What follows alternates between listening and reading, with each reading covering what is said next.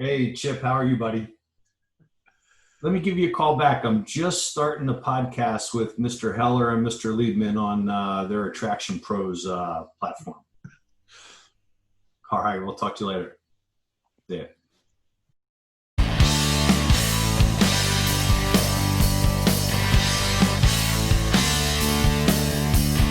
Welcome to the Attraction Pros podcast, where professionals in the attractions business can get tips, tools, and even a bit of inspiration.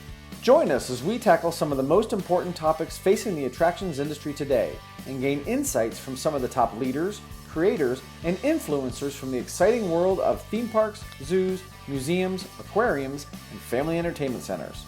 Because this show is created by Attraction Pros for Attraction Pros. I am Josh Liebman, Director of Business Development for Amusement Advantage. I help attractions understand and improve their guest experience. And I'm Matt Heller, founder of Performance Optimist Consulting. I help leaders lead and work with attractions to increase employee engagement and retention. Now sit upright, hold on tight, and enjoy the leading resource for attractions industry professionals, the Attraction Pros podcast. Hey Josh, how are you? I'm doing pretty well, Matt. How are you? I am fantastic. Yes. Yes. So glad to hear that. Yeah, and part of the reason I'm fantastic is because of our guest today. Not that we haven't had some great guests in the past, but I'm really excited to talk to RAC Carroll. But before we do that, I have a question for you. Okay. Are you a swimmer? I know how to swim. You know how to swim? Do you remember your first swimming experiences? Like taking swimming lessons as a toddler. I remember it. I wasn't like too favorable up front, and we're talking maybe like 3-4 years old or so. But then, yeah, once I got into it, it became something I always enjoyed doing. Yeah. Well, apparently you didn't enjoy it as much as RAC did, because this is what really started RAC's career in the industry. And I cannot wait to hear more about how he started really as a toddler, at the local swimming pool. And that has turned into a 30+ year career in the industry. And I think that that's something that's really interesting too. And I would say a common thread of many of the guests that we've had in the aquatic space, in the water park space, that started out with being a swimmer and then working, maybe for their, local community pool or something like that, which is interesting to then see that shift into being in the water park or in the attractions industry, because one could easily spend their entire life or career in the aquatic space without, touching a water slide whatsoever. So it's really cool to see that there's that proficiency and the passion with the aquatic side of the business, and then merging in the passion for the attraction side as well. Absolutely. Yeah. And one of the things I'm really interested to hear is, not only kind of RAC's background, because I've really only known him with Ellis Associates, but I know he's got a pretty extensive background before that and how that all kind of evolved.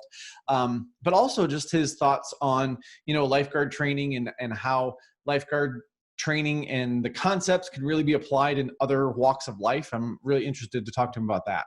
Sure. Yeah. So even if you are not in the water park space specifically, this is going to be a lot of, concepts and principles that really touch the entire industry.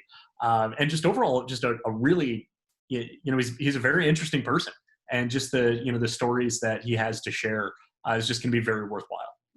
So what do you say we jump in? Dive right in. There we go, to this interview with RAC Carroll. RAC Carroll with Ellis Associates. Thank you so much for joining us here on the Attraction Pros podcast. How are you doing today, RAC? I'm doing as good as we could be in this post-COVID mixed up media messaged environment that we have right now, but very positive and optimistic about getting our summer through completion. So excited about that. Excellent. Well, so are we. And we know that at some point during our conversation today, we'll talk about COVID and how that's affected us all. But we also want to make sure we're talking about you and Ellis, and would love to hear a little bit about how you got started in the industry, and even how you got to be called RAC. Well, that's a good place to start. My father is a Richard. My grandfather is a Richard. My uncle decided that my initials, Richard Anthony Carroll, RAC, were a good suggestion for my name. And basically, it's been that way since I've been 2 months old. My mother calls me RAC. You call me Richard, I wouldn't turn around. And as I usually say, it's better than some of the derivatives of Richard I'm stuck with. True. So can you tell us a little bit about your history in the industry? Yeah, sure, Matt. Thanks. My history in the industry, when I think about it, actually goes back to being a top. My father is a swim coach. Well, he's a retired swim coach now, a Pennsylvania Hall of Fame swim coach. So I learned to swim very early, was in and around the pool a lot. My father also managed the local community pool. So I was there from lunchtime till close just about every day. My mother tells a story that I used to ask when we could go to the pool, and she said, well, after we have lunch. And I used to say, well, can we have lunch now? So we could get to the pool sooner than later. Back then I was a pool rat, and I was the manager's kid. So I kind of knew everybody. Back in the day, Speedos were the only bathing suits you had an option to wear. And at that time, this was mid 70s, and the Mark Spitz Stars and Stripes Speedo was, all the rage. So that was certainly my uniform at the pool. I spent so much time outside that the white stars that were part of that bathing suit actually provided for a tan underneath the bathing suit. That's how much exposure I was in and around the pool. So that's kind of started my love for aquatics and being involved. I was a competitive swimmer as a youth swimmer, swimming in the wintertime aquatics and summertime aquatics. I wasn't a speedster by any stretch of the imagination. I was the 12 and under, swimming in the 18 and under 500 meters. That was the kind of swimmer I was. So when I got to about sixth grade, I trained to swim a mile in between my winter and summer aquatics, and I kind of marked that as the point where my swimming career started to tail off. And it kind of coincided with me becoming my body type becoming more of a football player's body. So fast forward to college. I'm playing football in college, and have a friend of mine who I played high school football with, who somehow got a hold that I needed to call him, right? Because we're talking about in the 80s, no cell phones. So I had to go to a payphone to give him a call at his house. And the big news was, or question was, hey, do you want to go to the beach for the summer? Sure. Who says no to that? So he already had jobs lined up and a house lined up, and the job happened to be through his brother-in-law, who is Pat Smith, who's the director of engineering at Maurice Piers, and hence started my water park career. Started as working in a lifeguard at Raging Waters, Maurice Piers in 1986. Interestingly enough, when I look at that one phone call that I went to the payphone for, if I didn't make that phone call and didn't make that decision to go to the beach that summer, I wouldn't be sitting here talking to you today. I wouldn't have met my wife. I wouldn't be in this industry most likely. So I can trace that one phone call and decision back to sitting here today. It was 1986 and water parks were just kind of starting, and the Maurice Piers Raging Waters water park was a very unique water park, as if either of you have ever been there. Mm-hmm. Sits on, 0.7 of an acre originally, and everything's up in the air.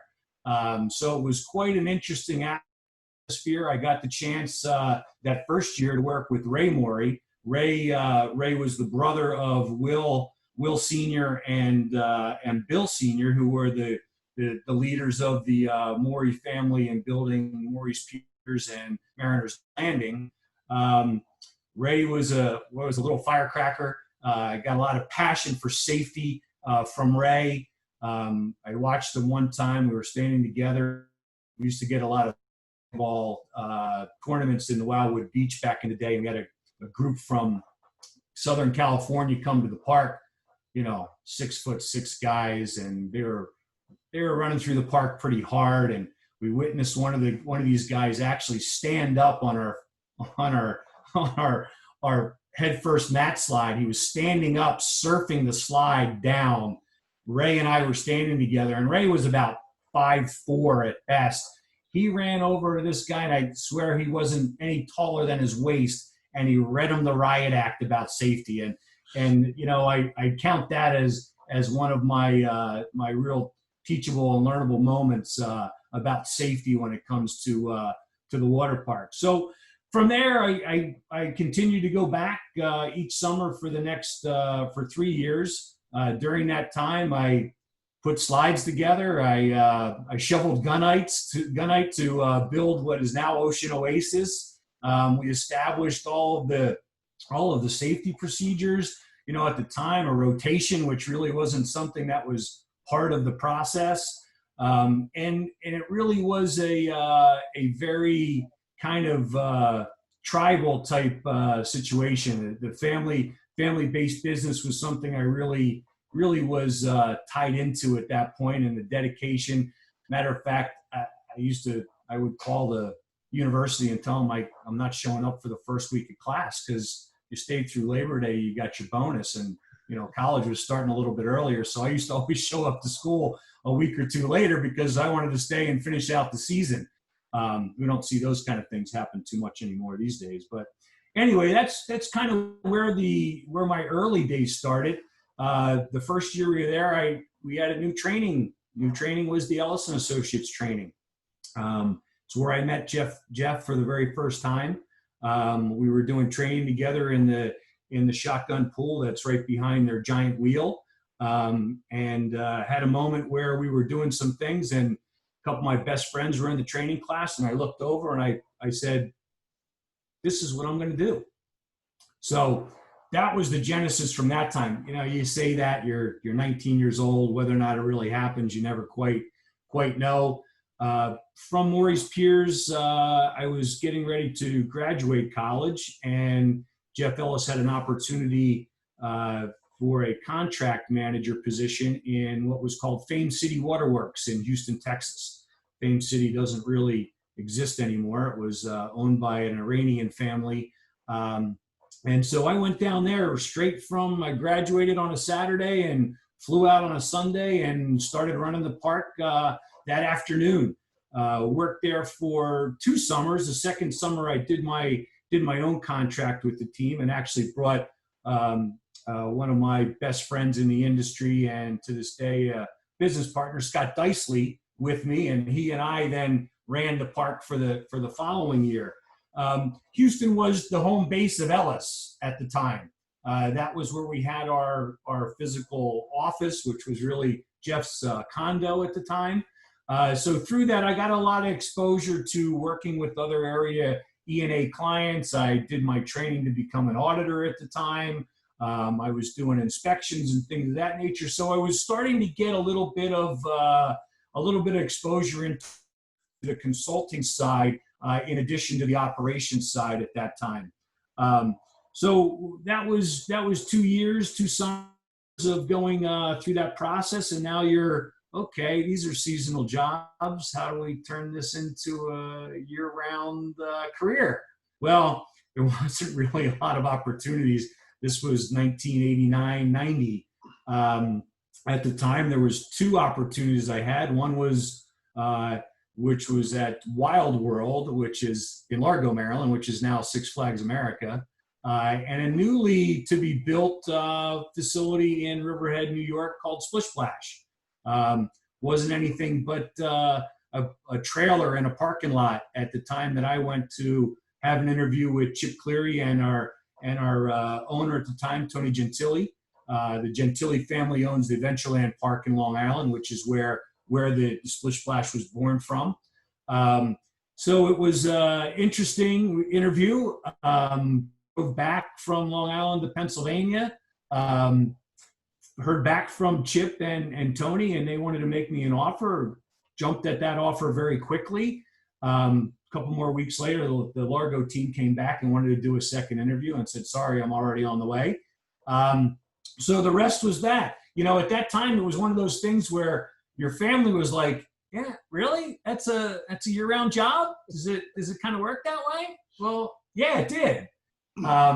So from there, I was at Splish Splash, and we embarked upon a 10-year run of building the park initially, and then expanding the park every year with capital investments, and brought us to being a top 10 attendance park in North America at the time that I left, with about over 500,000 guests. We expanded our operations department from about a 60 or 70 person to over a 400 person operations, including trams and parking and aquatics as well. It was quite the exciting time during that period. Family business is where I came from.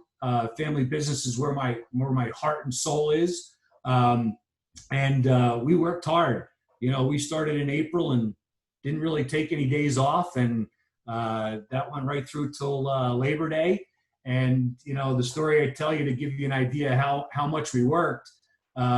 We had to bring a barber in to the park to cut our hair, because none of us had the time to go get our hair cut, and wouldn't be permitted to go get our hair cut, during operations. So we used to bring a barber in every couple of weeks, and we'd all get our hair cut. That's the only way. It's the only way we looked respectable throughout the summer. So that was the beginning of my start in the industry, and right up until the time that Palace Entertainment came in and purchased Splish Splash in the 2000s, and that was right about the time that I transitioned over to Ellis Associates. It was quite telling when I saw the likes of Karen Burke sitting in my office chair having a phone call, and some of the other players at the time, Randy Drew and Bill Sims, and all those guys that were coming. Didn't take too long to go into Chip's office and say, Chip, come on, what's going on? I know something's happening here. So that was the transition into Ellis Associates in 2000. So, RAC, first of all, thank you for that detailed overview. That was just a really interesting kind of travel through time right there. And I want to actually focus in just on one point of that, and that was that first summer at Maurice Piers as a lifeguard there. And, it's interesting, the common thread of what we'll hear from a lot of people in, the aquatics or the water park industry particularly, is starting out like at their community pool as a lifeguard and then kind of growing from there. So from that first summer at Maurice, what was it, or when did you realize that you wanted more than, I would say, kind of that community pool, local aquatic center, and then turning that into a career really within the attractions industry and with water parks as kind of the overarching direction for your career?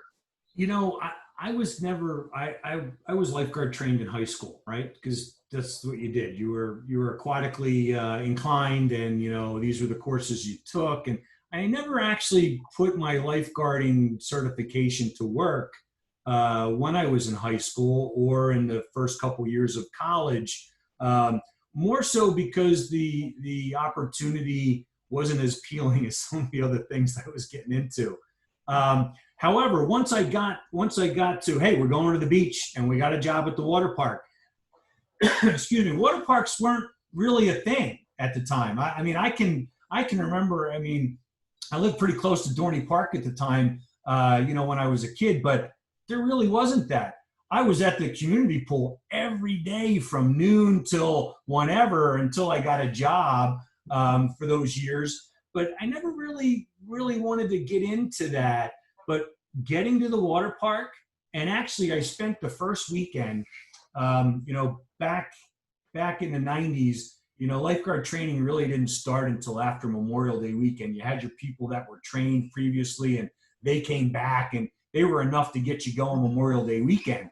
So I didn't have a lifeguard certification at that moment, because mine had lapsed over the years. So I spent 3 days on the top of the tower of the shotgun slide. 3 straight days. That was and if I was gonna have a passion for doing something after being monotonous for 3 straight days, sitting on top of a shotgun tower, that was it. I was enamored with, because you'd have to envision my post there. To the left was the giant wheel on Maurice Pier, right? Across was the Can-Am tracks, which is not the Can-Am tracks anymore. It's the haunted attraction that they have in place now. So, and the boardwalk was within earshot. So all of that flowing and all of that noise and all of those things, and then combined with a few weeks later getting the water and meeting Jeff Ellis, that really, and very quickly therein, since it was early on, you had an opportunity, being not the 16-year-old, but being the 19-year-old at that point, you had a little bit better opportunity to be able to get your hands into some other things, so, and some of them weren't so pleasant, but more maintenance things and understanding filtration and understanding how the rides worked and putting slides together, one of the first weekends that I worked there, and understanding what this all meant. And, it was such a wider picture than just being a lifeguard that it really was easy to pull that all in. And to know that there was a variety of things that I had to know and understand, and that went into this, and not just, riding down the slide and, oh, that was great and fun, but understanding everything that came behind it, from the building of it to the mechanical side to the operations. So I got hooked pretty quickly. That's so cool. And whenever you talk to people, and like Josh said, there's a lot of times that moment or that experience that kind of cements it for you. So it's really, really cool to hear what it was for you.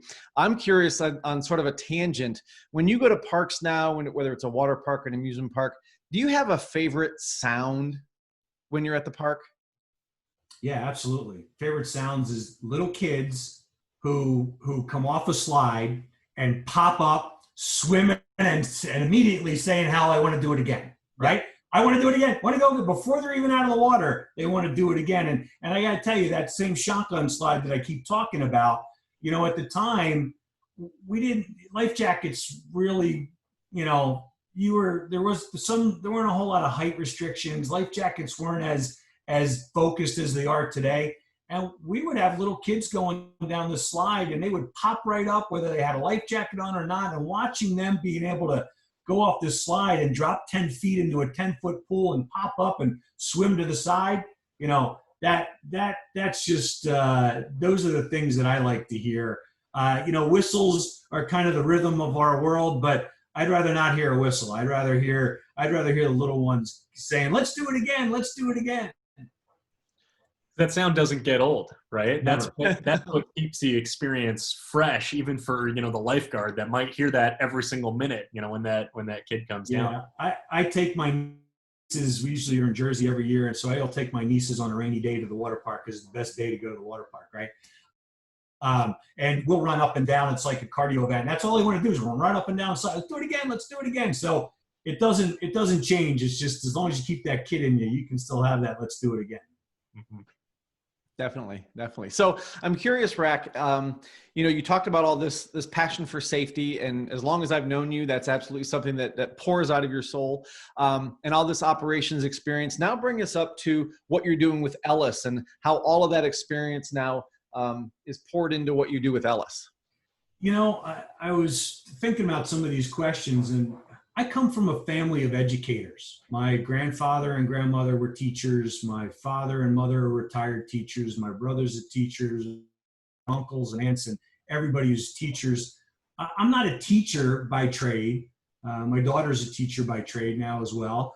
But, a lot of what E&A does, and a lot of what we represent, is about education. And whether it's educating lifeguards and training lifeguards, or whether it's educating owners, operators, managers, head guards, lead guards, in any way possible, about safe operations and aquatic risk management. So to me, there's always teachable moments, and I still receive them as well. I love that, we have a very creative, younger, younger core of operators right now that are starting to look at the old dodgety ways that we've always kind of done things in the old school way. But it really is about education to me, and the further we can educate, the safer we're going to get.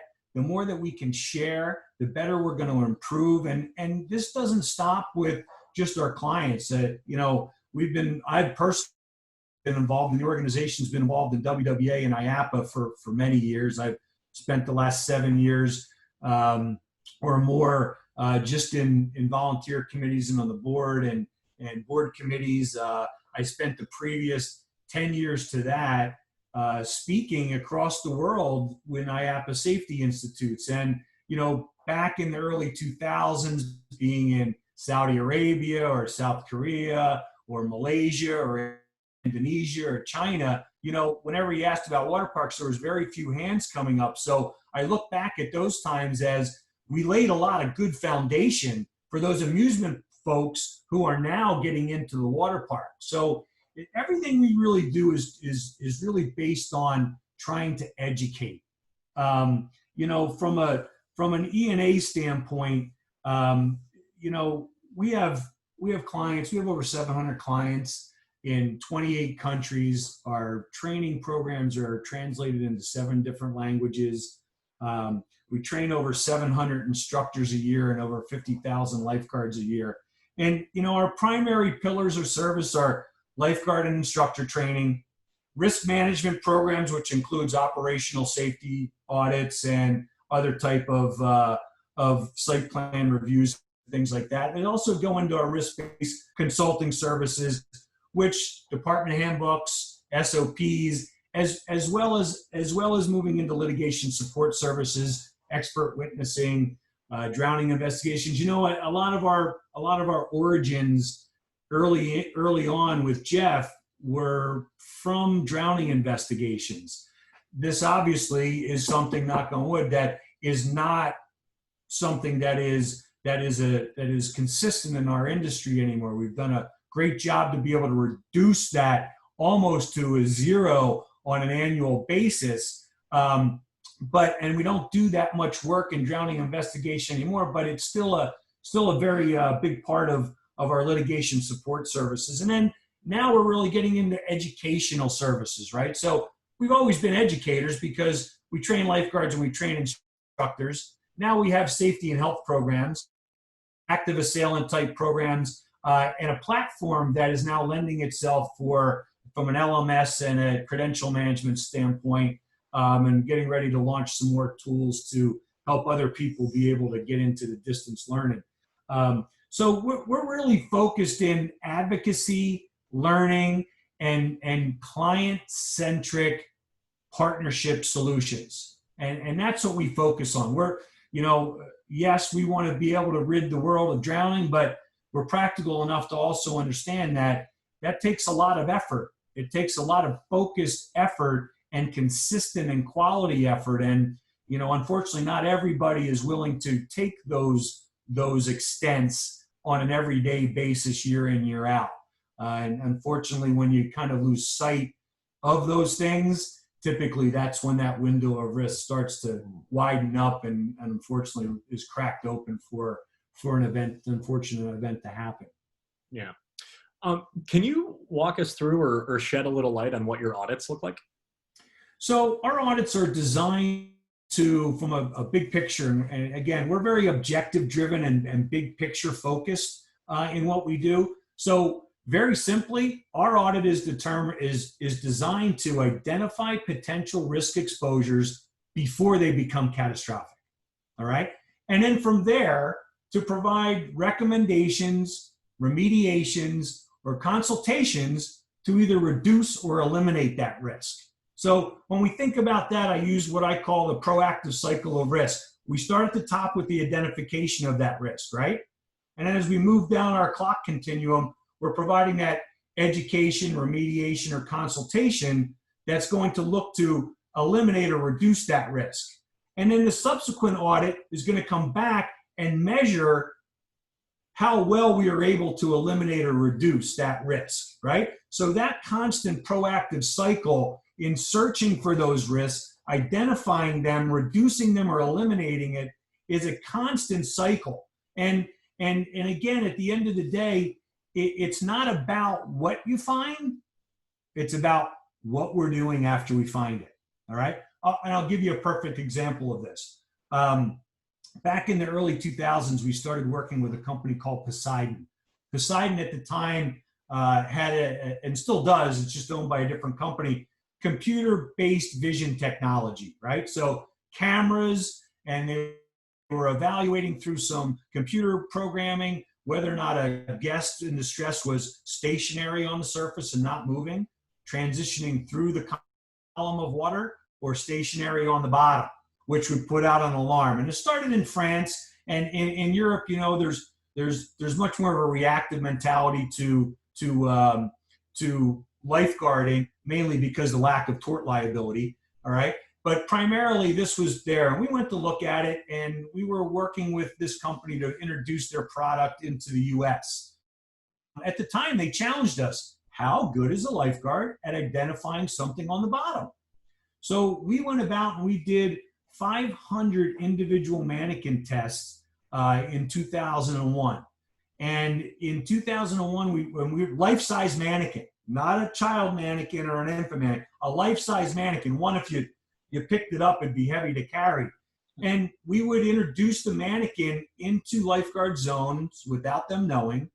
And then we'd evaluate their ability to identify, recognize, and react to that mannequin, right? And was this during regular operations? Oh yeah, during operations. So, you know, what you saw, if you put your camera right on it, you saw a mannequin with a blue bathing suit and a blue shirt, and his arms were kind of up in the air like this because they were plastic and they were floating a little bit more than the body. What we also saw were lifeguards who, when we watched them, were scanning and looking like they were doing exactly what we needed to see. But the reality is that they were looking, but they weren't actually seeing. And then what we found is that the average recognition time across those tests was 1 minute and 12 seconds. And I think we all know what that usually results in. So at the time, we took this to our corporate client base, which was made up, was our advisory board at the time. And we said, we got to do something about this. So we went about putting together a program called Vigilance Awareness Training. All right. Vigilance Awareness Training exists today. And it still has that aspect of that unannounced drill, but it also focuses on condition and awareness. So we want to condition. You have to understand what's not normal, right? Before you can find something that, or what is normal, before you can find what's not normal in that regard. So in this regard, it was about taking that and finding a way to do better.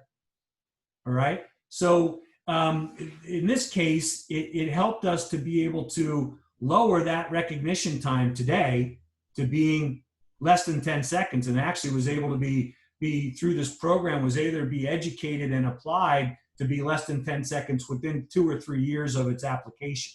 And today it continues to do those things. So this is one of those aspects that kind of fits into that as an example.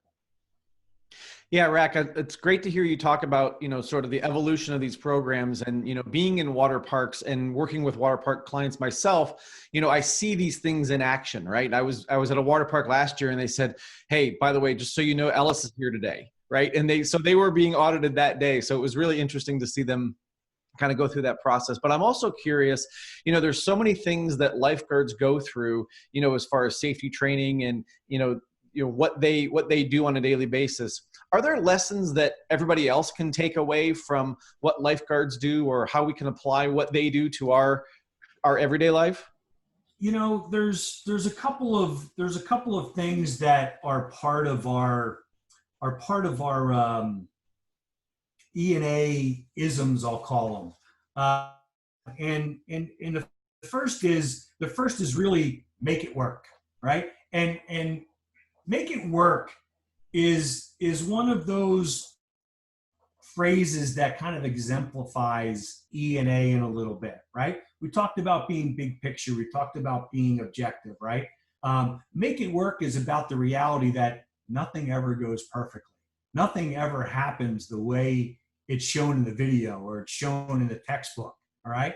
But the key thing to remember when we're practicing is that when we get to real life, you don't get a do-over, right? There's no do-overs. You have to find a way to make it work. You have to find a way, despite the way you were trained, that the situation has changed, that the circumstances have changed, that you didn't execute as well as you might have wanted to execute. And now you have to find a way to make that work. And look, the make it work part is getting to the side of the pool with our guest in distress, nose up, stable, and breathing, right?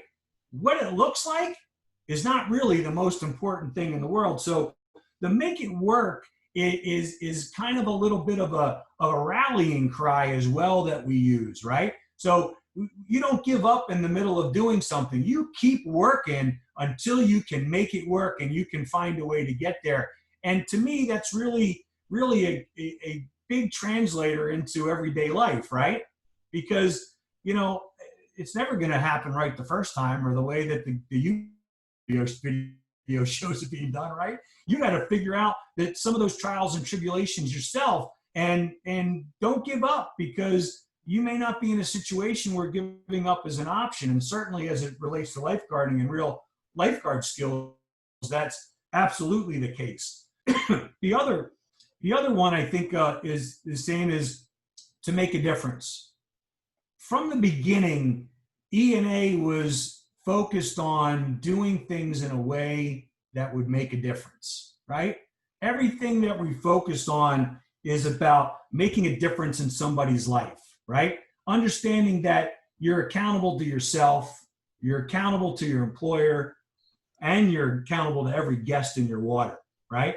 And so you want to be able to be in a position to make a difference every day. You want to be that person that's going to make their day. You want to be the person that's going to show them a better way. You want to be all of those things to feel empowered and make them feel empowered. So making a difference can be anything. For instance, Matt and Josh, at times you get calls from clients. It might be, strange, odd times early in the morning or at the end of the day or on a Sunday night or whatever the case may be. And making a difference for me sometimes is picking up that phone when they probably don't expect they're going to even get you, right? So you pick up that phone and man, that really makes a difference. Even if they were just planning on leaving a message, that makes a difference. And that's really, I think those two things are things that we have as part of E&A-isms, I'll call them, that are kind of rally cries or mottos that I think apply to everyday life outside of lifeguarding and outside of amusement parks. Very interesting. Very, very good stuff. Make it work and making a difference, right? Yes, sir. Yeah. Specifically. Yeah. Well, that's definitely a lot of components that can be applied to all different facets of not only lifeguarding and aquatics, but business and to daily life. And remember, make it work is not make it up, right?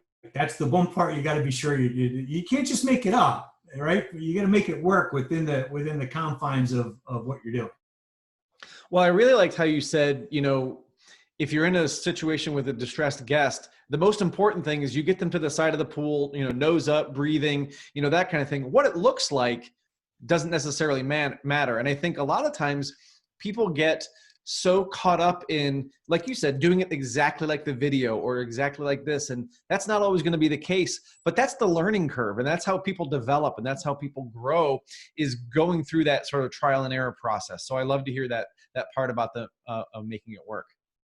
Yeah, it really is a great cry in that regard. And look, there's no way that anything ever comes out as a textbook. And sometimes they're ugly beyond ugly, right? But we're not focused on that. We're focused on the fact that we got the objective done. That's the only thing that matters at the end of the day. Yeah. So can we talk a little bit about, I know we've already been talking about lifeguards, but in working with a lot of water parks, like I said, and lifeguards, I've noticed that there's sort of a lifeguard culture that's in addition to, you know, the attractions culture and that kind of thing. Can you talk a little bit about that and what kind of special bond lifeguards and lifeguard instructors have? You know, I'm going to put it together. I'm going to try to put it together as best I can. I don't know that there's a recipe at all, because there's certainly nothing that was thought out, but I was part of this, right? So as an E&A client, going back to working at Maurice Piers and Fame City and Splish Splash, I was part of that, right? So I was kind of the paparazzi, so to say, a little bit in that regard. But, you know, first of all, I think the reality of aquatics departments and the people that come out for lifeguards are a little bit more of your extroverted, athletically inclined, socially adept. And I don't mean to say that that's only the people that come, because I got to tell you, some of the best lifeguards I've ever had are none of those things. All right.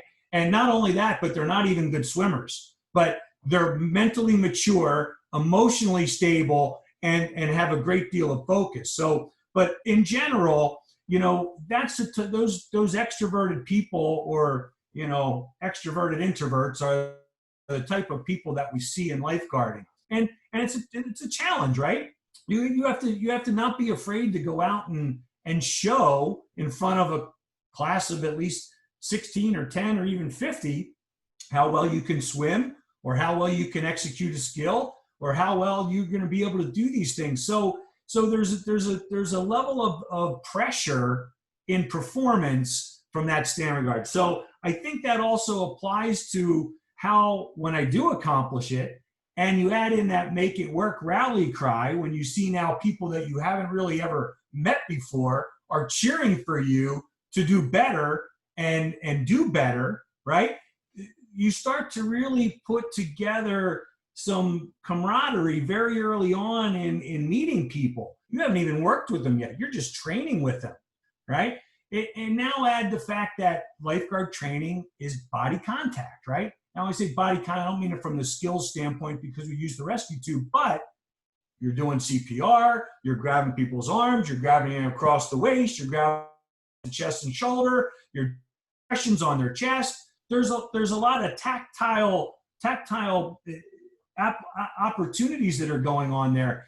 And when you're in the water, a lot of these things can go wrong a little bit, honestly. Look, I think back to, all right, some of the people that you may or will have on this. I think back to Mary Jane Brewer, Francine Gonzalez, who are, Scott Dicely, Jody Kniper, I could go, the list could, Chris Shilcutt, I could go on and on. These are people that I've been working with for years, and we don't talk, we don't see each other on a regular basis other than our safety school or IAPA at times, or WWA at times, but we can always go back to those moments very quickly. So I think that the camaraderie of all that brings people closer. Now, fast forward a little bit to our safety school, which we've been doing for 33 years now, and we've have hundreds of people that come in. It's become a little bit of a cult gathering, and I want to say cult in the sense that it's anything more than it's a must-attend event every year. And if you don't get the opportunity to attend because your facility may be rotating people in and out, you're disappointed. And a lot of those people even come the weekend ahead of time just to see everybody who's there. So we've been very successful in creating, I think, also through the accountability nature of what we do. We build an accountability into our program, and being accountable on all levels like that, I think brings a more of an honesty to the relationships that everybody has. Everybody has a common thread that goes through this. So aquatics, the type of people, the gatherings that put us together, and frankly, it's all about storytelling at the end of the day then, right? And a lot of these stories that we're telling come from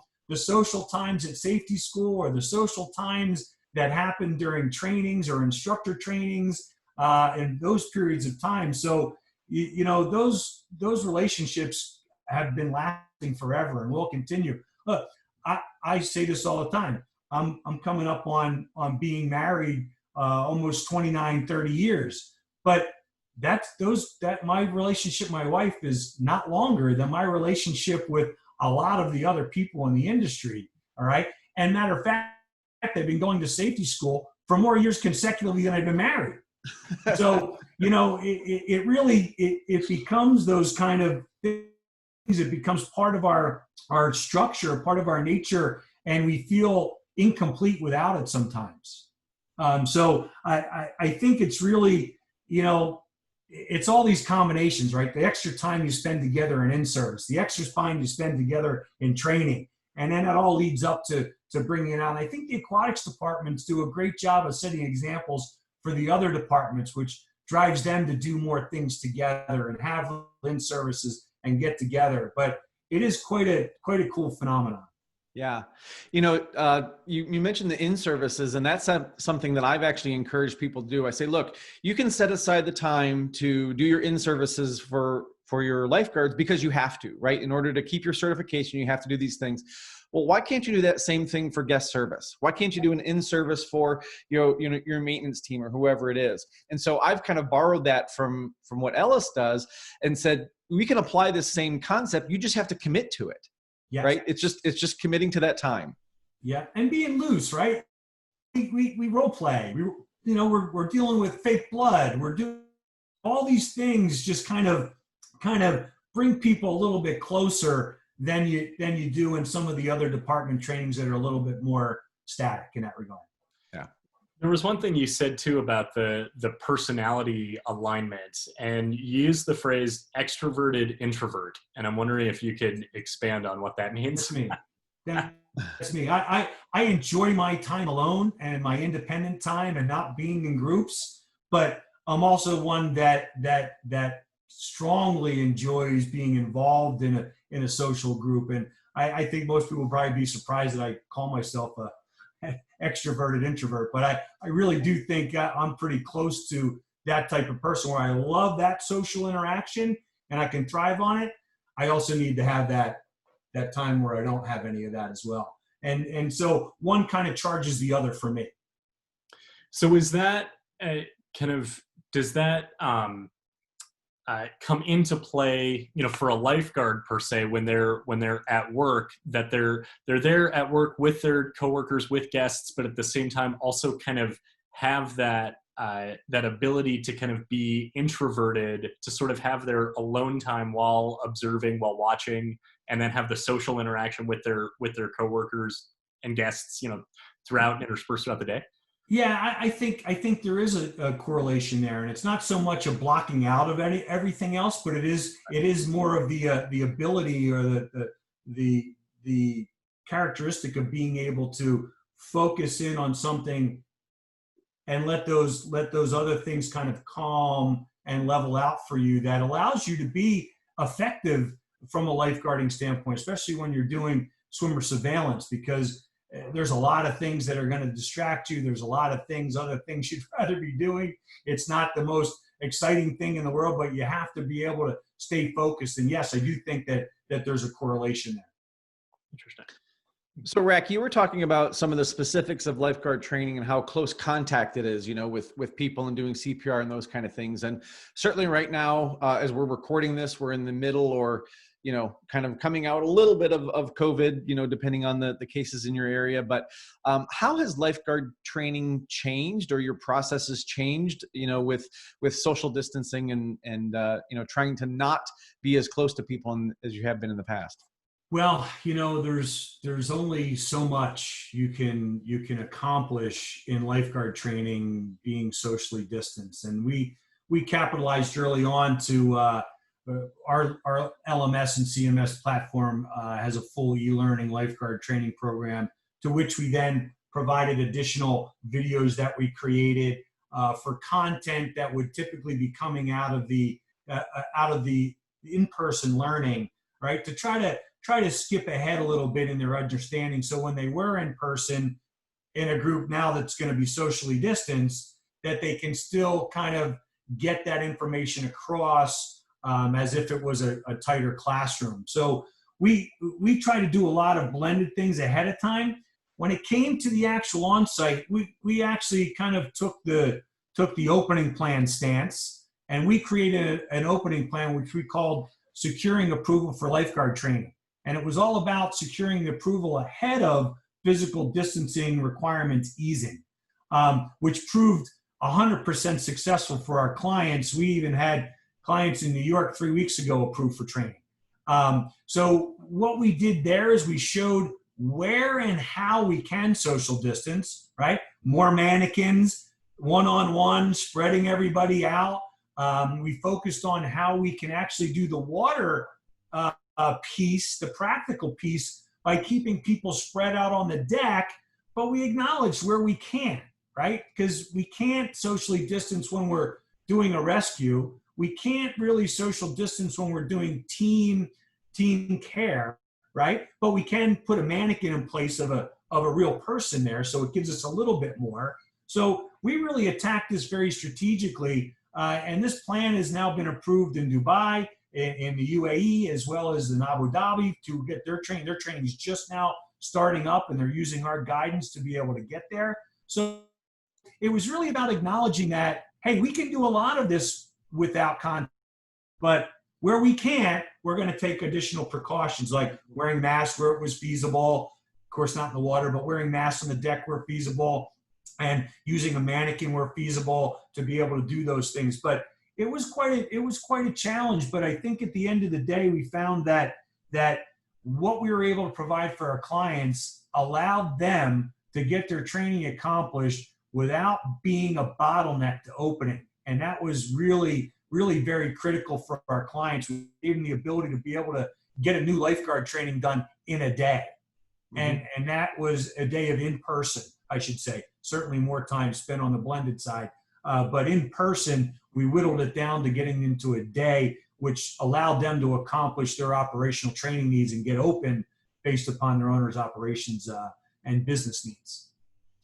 How much of these modifications do you think are going to now be more long-term changes within, the training implementation and, with all the other services, and how much of that is just, well, what are we doing for now, and we'll go back to normal whenever we're, completely beyond this? This was a question that we talked about internally up front, because the distance learning course, the blended learning, has always been in place. So that's not new. All right, we added additional videos, which I think will be good, and we'll probably go back and redo some of those to make them more permanent and a little bit more. We were doing them in our home offices. We had some good bloopers going on, but anyway, we want to get to that point. The strategies for reducing training time in a practical standpoint, on the practical assessment side, most of them are strategies that have always been available to our clients. We just really focus them in on the ones to use in order to be able to really have an efficient and a downsized use of time. Now, I think the reality is that I think what we'll find is that the blended learning course will be a good base. The additional videos will continue to be a good base. But our trainers, I think, will probably lean back toward spending a little bit more time face-to-face, because we just talked about it, right? How important is that to the actual team, right? Because now it's not about nuts and bolts getting the training done. The training is also a time where you're bringing people together and you're creating the team and establishing your culture of safety from the beginning of these things. And so I think they feel that they'll want to get back to spending more face-to-face time in doing that, because that's what they're comfortable with. And that's where they see the dividends from the team dynamic and building that culture of safety. Yeah, can you expand a little bit on that culture of safety? Because obviously it's something that's important to the entire industry, but from your standpoint, what does that look like? And I think you've talked a little bit about how it's developed through the camaraderie and the safety school and that kind of thing, but can you go a little deeper on the culture of safety? Sure. The our lifeguard program in itself provides entry-level culture of safety aspects, right? We talk about a goal, 0 drownings, all right? We talk about being accountable, All right. Being accountable to your employer, being accountable to your fellow guards, being accountable to yourself, being accountable to your guests, right? So a lot of these things are upfront part of our course. And everything that we talk about from an instructor standpoint in a delivery is about safety and how we want to be proactive in that safety and how we can prevent, right? So all of these things are common aspects of baseline foundations of culture of safety, all right? So when we embed it into a lifeguard, all right, they get that concept and they get a little bit of it as it relates to lifeguarding and aquatics. And then they go to their site-specific training. And now they get their company's safety culture. It's so much easily bought into at that point because they've already bought into it from the basic level. So now they're buying into it from a more specific brand level. And to me, that's where the ownership starts much quicker, right? Because they might have to buy into that a little bit. They might have to hear it a couple times, but they've already heard it in lifeguard training. They've already been going through it. They've already been exhibiting it and speaking it. And now when they hear it on site, they're already bought in. They don't need to hear it 3 times because it's already cemented to them that this is important and this is the way we operate.